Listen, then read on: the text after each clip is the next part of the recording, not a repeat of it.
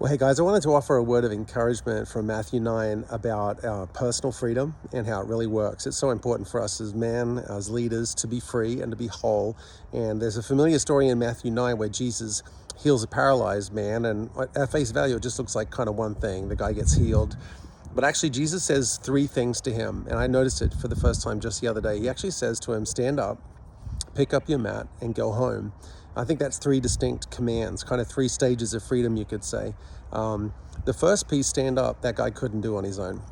And that's what you could call that deliverance. That's the miracle. That's Jesus doing for the man what he couldn't do for himself. And just by Jesus' faith and his words spoken, that man's able to do something miraculous. He stands up. But that's not the end of how freedom was going to work for him. The second thing Jesus actually says to him is pick up your mat. And to me, there's a second stage of freedom here that talks to personal responsibility. This is something Jesus wasn't going to do for him. Having done what only Jesus could do, then Jesus expects the man to do what he can do for himself, to take personal responsibility. A lot of times that's how freedom works for us. There's things we got to change, things we got to start doing or stop doing, new ways of living. And then the third thing that he says is go home.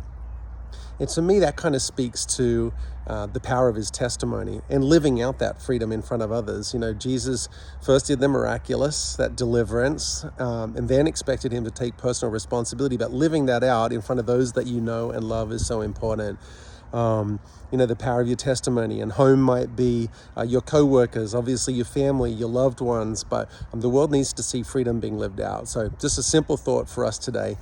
Freedom is more than just the miraculous or the instantaneous. It's also lived out personal responsibility, the power of your testimony lived in front of others that shows the world that Jesus lives and he reigns.